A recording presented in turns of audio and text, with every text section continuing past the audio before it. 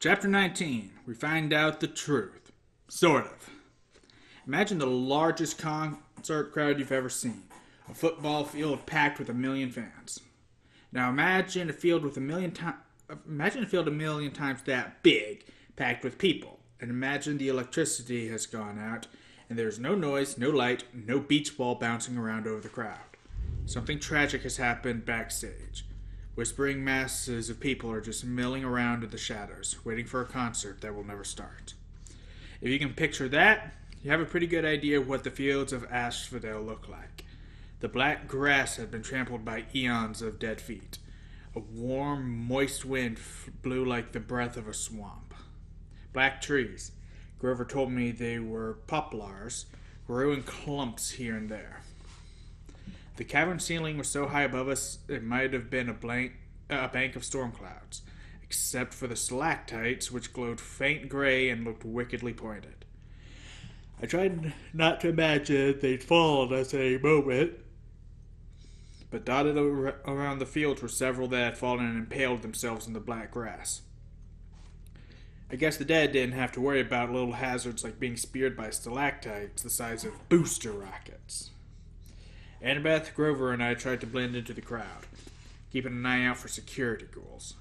I couldn't help looking for familiar faces among the spirits of the spirits of Asphodel. But the dead are hard to look at. Their faces shimmer. They all look slightly angry or confused. They will come up to you and speak, but their voices sound like chatter, like bats twittering. Once they realize you can't understand them, they frown and move away. The dead aren't scary. They're just sad. We crept along, following the line of new arrivals that snaked from the main gates toward a black-tinted pavilion with a banner that read, "Judgments for Elysium and Eternal Damnation. Welcome, newly deceased." Out of the back of the tent came two much smaller lines. To the left, spirits flanked by security guards were marched down a rocky path toward the fields of punishment, which glowed and smoked in the distance. A vast, cracked wasteland with rivers of lava and minefields, and miles of barbed wire separating the different torture areas. Even from far away, I could see people being chased by hellhounds, burned at the stake, forced to run naked through cactus patches or listen to opera music. I could just make out a tiny hill with the ant-sized figure of Sisyphus struggling to move his boulder to the top. And I saw worse tortures too, things I didn't want to describe. The line coming from the right side of the judgment pavilion was much better. This one led down toward a small valley surrounded by walls, a gated community, which seemed to be the only happy part of the underworld. Beyond the security gate were neighborhoods of beautiful houses from every time period in history. Roman villas and medieval castles and Victorian mansions. Silver and gold flowers bloomed on the lawns.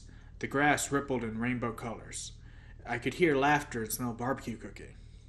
Elysium. In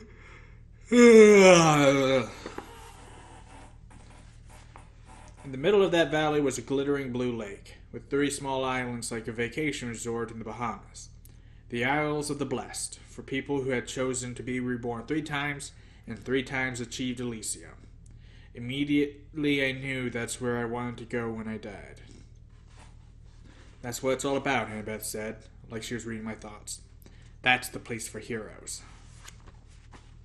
But I thought of how few people were in Elysium, how tiny it was compared to the fields of Asphodel or even the fields of punishment. So few people did good in their lives. It was depressing. We left the judgment pavilion and moved deeper into the Asphodel fields. It got darker. The colors faded from our clothes. The crowds of chattering spirits began to thin. After a few miles of walking, we began to hear a familiar screech in the distance. Looming on the horizon was a palace of glittering black obsidian. Above the parapets were 3 dark, bat-like creatures, the Furies. I got the feeling they were waiting for us. "I suppose it's too late to turn back," Rover said wistfully. "We'll be okay. I tried to sound confident.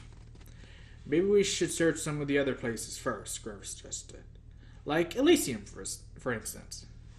Come on, goat boy, Annabeth grabbed his arm. Grover yelped. His sneakers spreaded wings and his legs shot forward, pulling him away from Annabeth. He landed on his back in the grass. Grover, Annabeth chided, stop messing around. But I didn't, he yelped again. His shoes were flapping like crazy now. They levitated off the ground and started dragging him away from us. Maya, he yelled, but the magic word seemed to have no effect. Maya already! 911! Help! I got over being stunned and made a grab for Grover's hand, but too late. He was picking up speed, skidding downhill like a bobsled. We ran after him. Annabeth shouted, Untie the shoes! It was a smart idea, but I guess it's not so easy when your shoes are pulling you along feet first at full speed.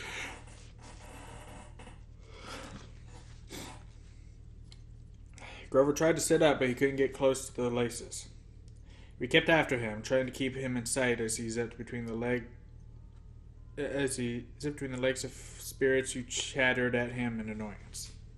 I was sure Grover was going to barrel straight through the gates of Hades' palace, but his shoes veered sharply to the right and dragged him in the opposite direction. The slope got steeper. Grover picked up speed. Annabeth and I had to sprint to keep up. The cavern walls narrowed on either side, and I realized we'd enter some kind of side tunnel.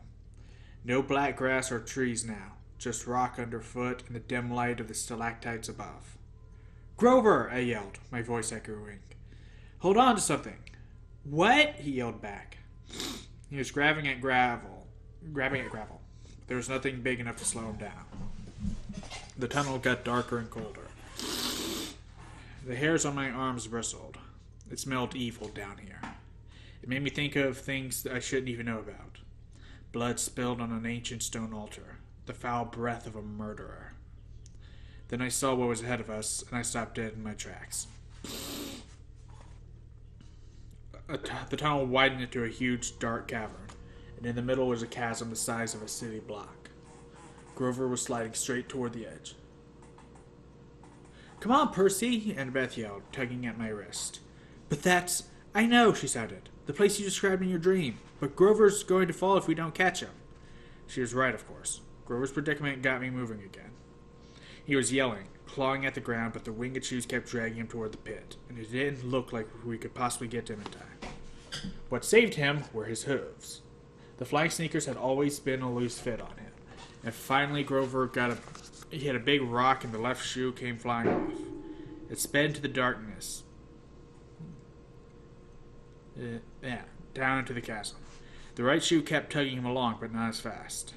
Grover was able to slow himself down by grabbing onto the big rock and using it like an anchor. He was 10 feet from the edge of the pit when we caught up and hauled him back up the slope.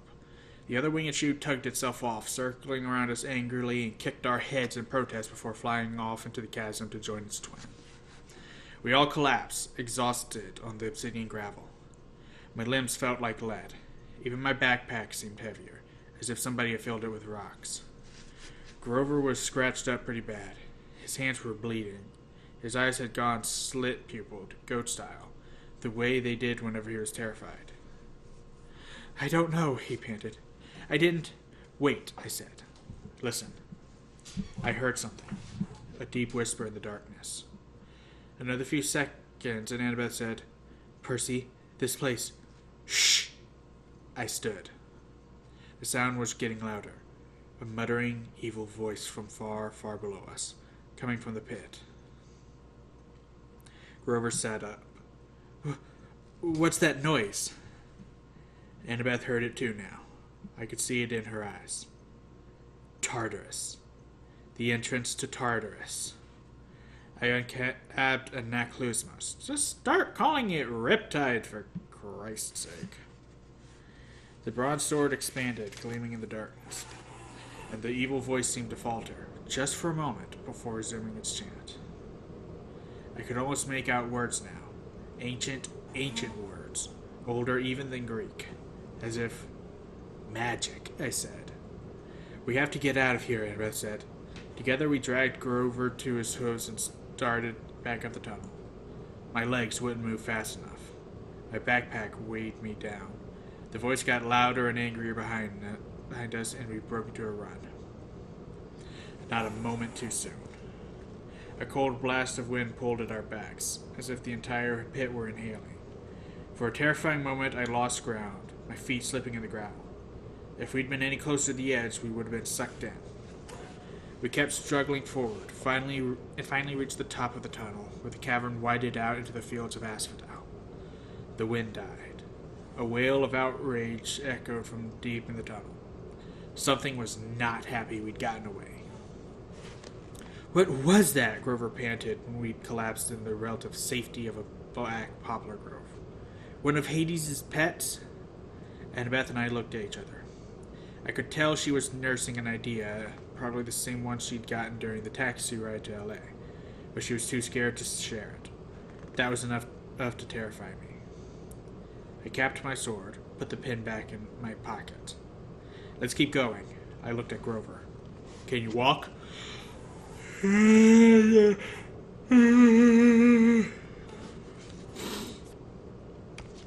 He swallowed. "Yeah, sure. I never liked those shoes anyway." He tried to sound brave about it, but he was trembling as badly as Annabeth and I were. Whatever was in that pit was nobody's pet. It was unspeakably old and powerful. Even Echidna hadn't given me that feeling. I was almost relieved to turn my back on that tunnel and head toward the Palace of Hades. Almost.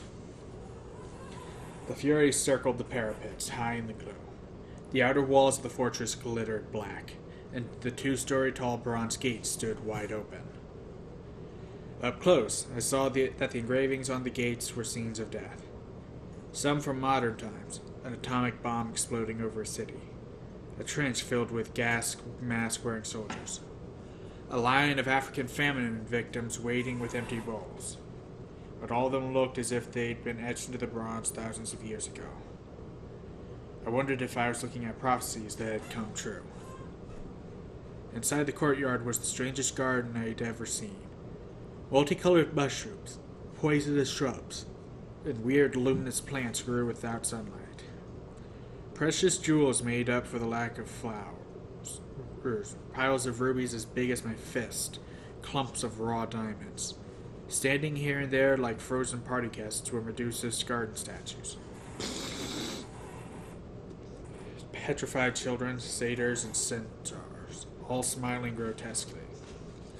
In the center of the garden was an orchid of pomegranate trees, their orange blooms neon bright in the dark. "The Garden of Persephone," Annabeth said. "Keep walking." I understood why she wanted to move on. The tart smell of those pomegranates was almost overwhelming. I had a sudden desire to eat them, but then I remembered the story of Persephone. One bite of underworld food, and we would never be able to leave. I pulled Grover away to keep him from picking a big, juicy one.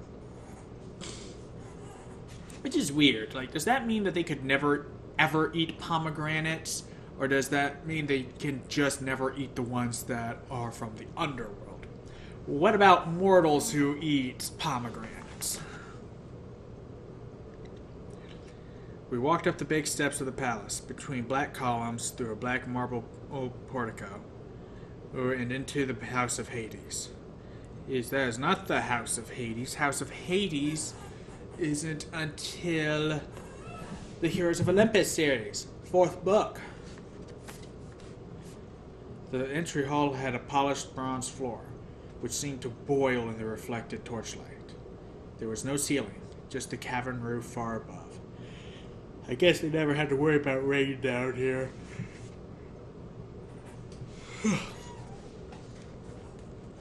Every side door was guarded by a skeleton in military gear.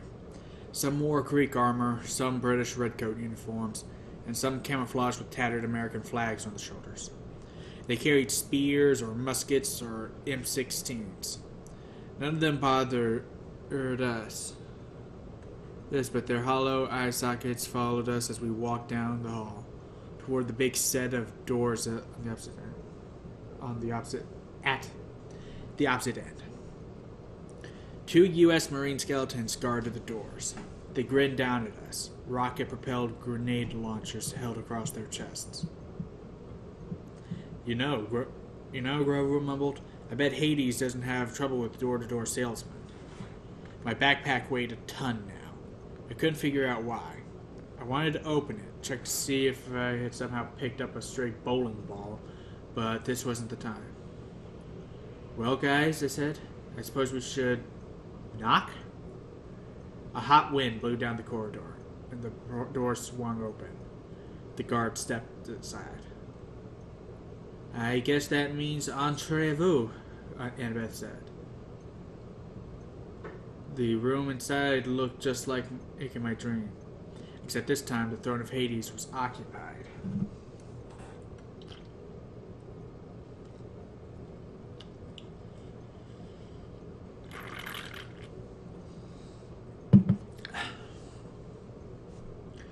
He was the third god I'd met, but the first who really struck me as godlike.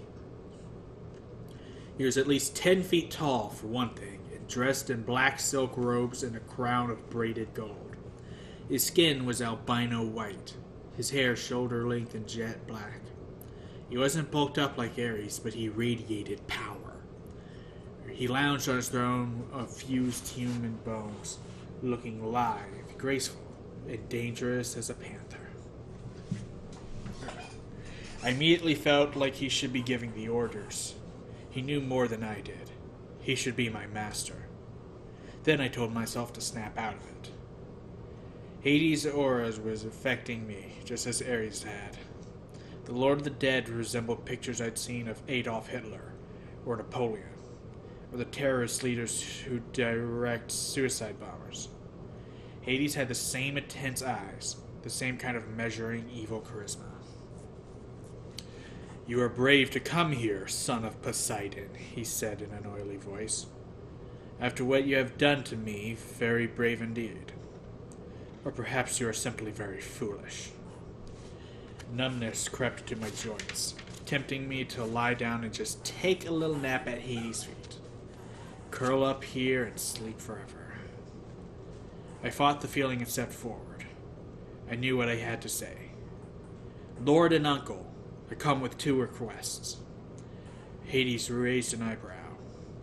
When he sat forward in his throne, shadowy faces appeared in the folds of his black robes.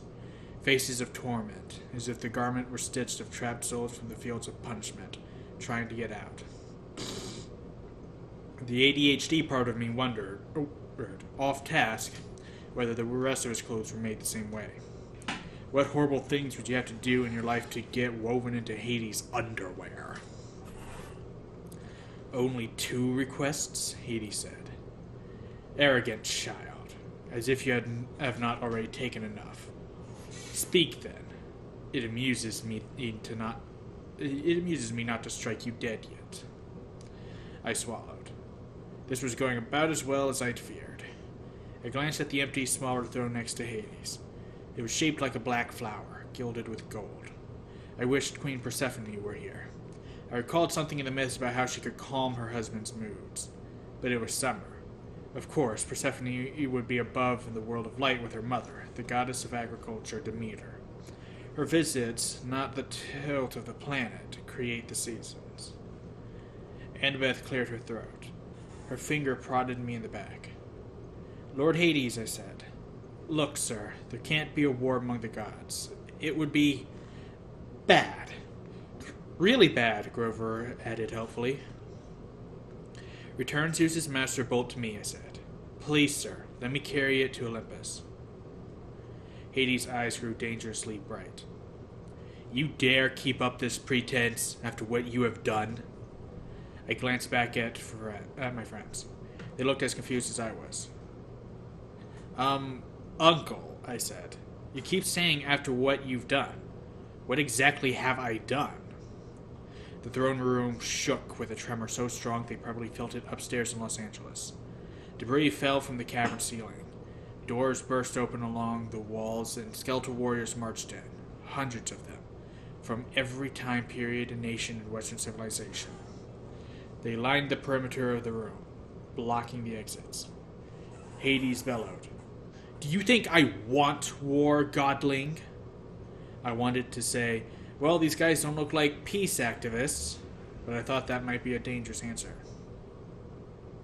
You are the Lord of the Dead, I said carefully. A war would expand your kingdom, right? A typical thing for my brothers to say. Do you think I need more subjects? Did you not see the sprawl of the asphodel fields? Well, have you any idea how much my kingdom has swollen in this past century alone? How many subdivisions I've had to open?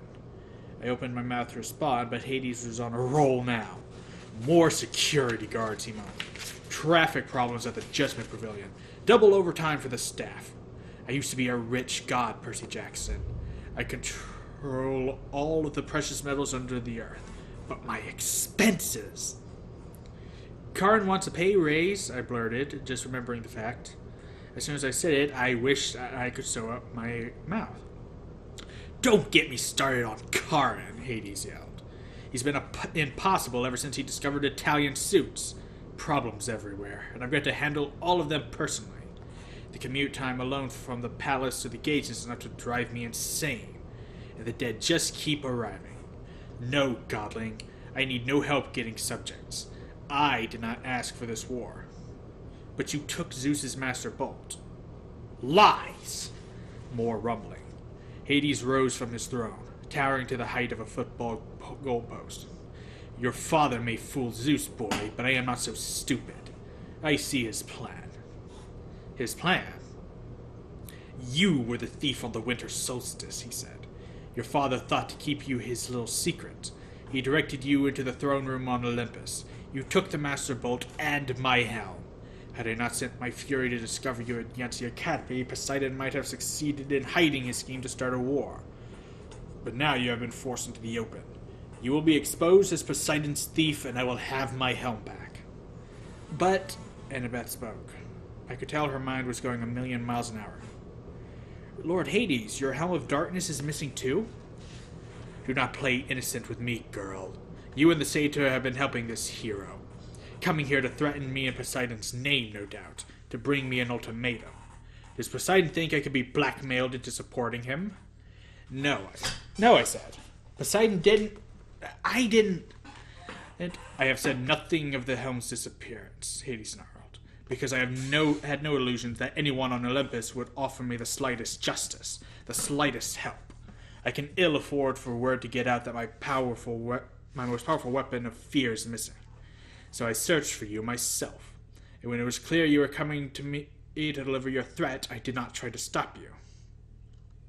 You didn't try to stop us, but... Return my helm now, or I will stop death, Hades threatened. That is my counter-proposal. I will open the earth and have the dead pour back into the world. I will make your lands a nightmare. And you, Percy Jackson, your skeleton will lead my army out of Hades. The skeleton soldiers all took one step forward, making their weapons ready. At this point, I probably should have been terrified. The strange thing was, I felt offended. Nothing gets me angrier than being accused of something I didn't do. I've had a lot of experience with that. You're as bad as Zeus, I said. You think I stole from you? That's why you sent the Furies after me? Of course, Hades said. And the other monsters. Hades curled his lip.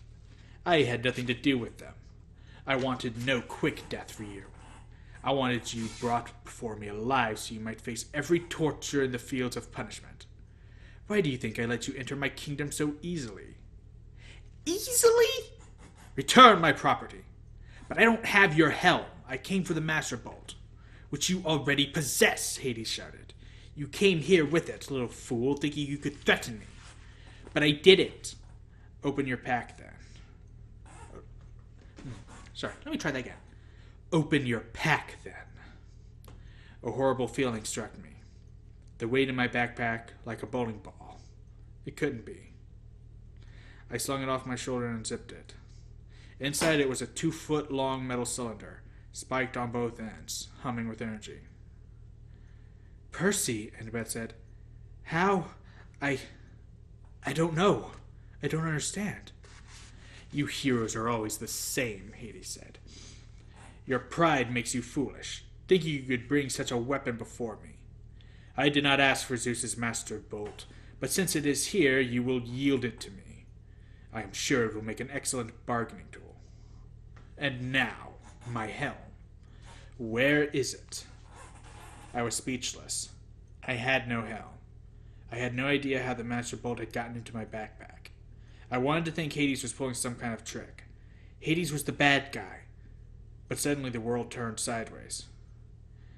I realized I'd been played with. Zeus, Poseidon, and Hades had been set at each other's throats by someone else. The master bolt had been in the backpack, and I'd gotten the backpack from... Lord Hades, wait, I said. This is all a mistake. A mistake? Hades roared. The skeletons aimed their weapons. From high above, there was a fluttering of leathery wings, and the three Furies swooped down to perch on the back of their master's throne. The one with Mrs. Dodd's face grinned at me eagerly and flicked her whip. There is no mistake, Hades said. I know why you have come. I know the real reason you brought the bolt. You came to bargain for her. Hades loosed a ball of gold fire from his palm. It exploded on the steps in front of me, and there was my mother, frozen in a shower of gold, just as she was at the moment when the Minotaur began to squeeze her to death. I couldn't speak. I reached out to touch her, but the light was as hot as a bonfire. Yes, Hades said with satisfaction. I took her. I knew, Percy Jackson, that you would come to bargain with me eventually. Return my helm, and perhaps I will let her go. She is not dead, you know. Not yet. But if you displease me, that will change. I thought about the pearls in my pocket. Maybe they could get me out of this, if I could just get my mom free. Ah, the pearls, Hades said, and my blood froze. Yes, my brother and his little tricks. Bring them forth, Percy Jackson. My hand moved against my will and brought out the pearls. Only 3, Hades said. What a shame. You do realize each only protects a single person. Try to take your mother, then, little godling. And which of your friends will you leave behind to spend eternity with me? Go on, choose. Or give me the backpack and accept my terms. I looked at Annabeth and Grover. Their faces were grim. We were tricked, I told them. Set up. Yes, but why? Annabeth asked. And the voice in the pit. I don't know yet, I said, but I intend to ask. Decide, boy, Hades yelled. Percy, Grover put his hand on my shoulder. You can't give him the bolt. I know that. Leave me here, he said. Use the 3rd pearl on your mom. No! I'm a satyr, Grover said. We don't have souls like humans do. He can torture me until I die, but he won't get me forever. I'll just be reincarnated as a flower or something. It's the best way. No. Annabeth drew her bronze knife. You two go on. Grover, you have to protect Percy. You have to get your searcher's license and start your quest for Pan. Get his mom out of here. I'll cover you. I plan to go down fighting. No way, Grover said. I'm staying behind. Think again, goat boy, Annabeth said. Stop it, both of you! I felt like my heart was being ripped in two. They had both been with me through so much. I remember Grover dive-bombing Medusa in the Statue Garden, and Annabeth saving us from Cerberus.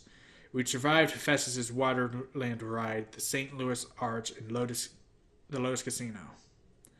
I had spent thousands of miles worried that I'd be betrayed by a friend, but these friends would never do that. They had done nothing but save me, over and over, and now they wanted to sacrifice their lives for my mom. I know what to do, I said. Take these. I handed them each a pearl. Annabeth said, But Percy. I turned and faced my mother. I desperately wanted to sacrifice myself and use the last pearl on her, but I knew what she would say. She would never allow it. I had to get the bolt back to Olympus and tell Zeus the truth. I had to stop the war. She would never forgive me if I saved her instead.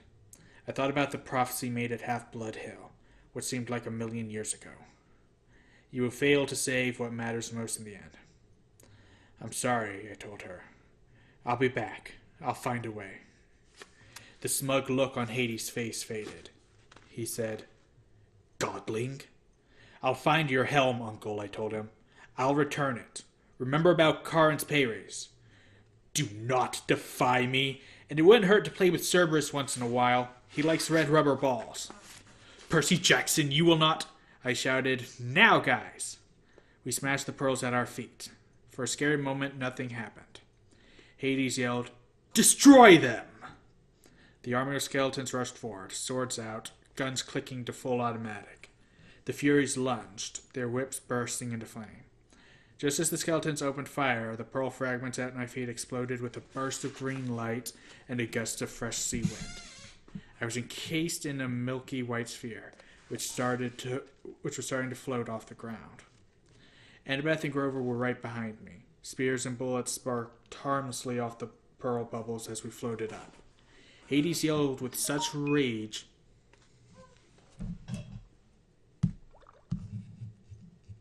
Oh,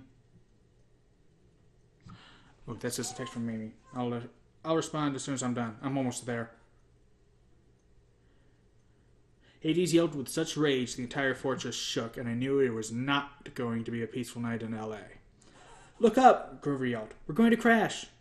Sure enough, we were racing right toward the stalactites, which I figured would pop our bubbles and skewer us. "How do you control these things?" Annabeth shouted. "I don't think you do," I shouted back. We screamed as the bubble slammed to the ceiling and darkness. Were we dead? No, I could still feel the racing sensation. We were going up, right through the solid rock as easily as an air bubble in water. That was the power of the pearls, I realized. What belongs to the sea will always return to the sea. For a few moments, I couldn't see anything outside the smooth walls of my sphere. When my pearls broke through, then my pearl broke through on the ocean floor. The other two milky spheres, Annabeth and Grover, kept pace with me as we soared upward through the water, and kerblam! We exploded on the surface, in the middle of the Santa Monica Bay, knocking our surfer off his board with an indignant, "Dude!" I grabbed Grover and hauled him over to a life buoy. I caught Annabeth and dragged her over too. A curious shark was circling us, a great white about 11 feet long. I said, "Beat it!" The shark turned and raced away. The surfer screamed something about bad mushrooms and paddled away from us as fast as he could. Somehow I knew what time it was. Early morning, June 21st, the day of the summer solstice. In the distance, Los Angeles was on fire, plumes of smoke rising from neighborhoods all over the city. There had been an earthquake, all right, and it was Hades' fault. He was probably sending an army of the dead after me right now. But at the moment, the underworld wasn't my biggest problem. I had to get to shore. I had to get Zeus's thunderbolt back to Olympus. Most of all, I had to have a serious conversation with the god who'd tricked me. And there you have it. Another chapter down. The big reveal. Hades wasn't the bad guy after all. And honestly, a lot of the times, he's not the bad guy.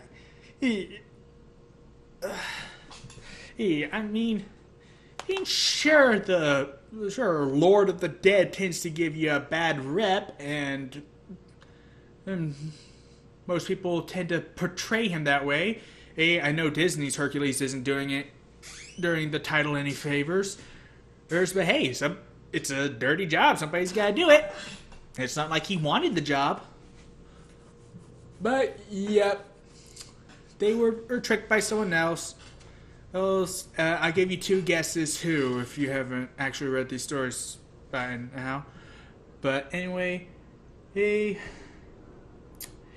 they gotta try to figure out how to get from one end of the country to the other. I forget how they do it. Anyway, for now, thank you guys so much for watching. And as always, I will see you in the next episode. Later.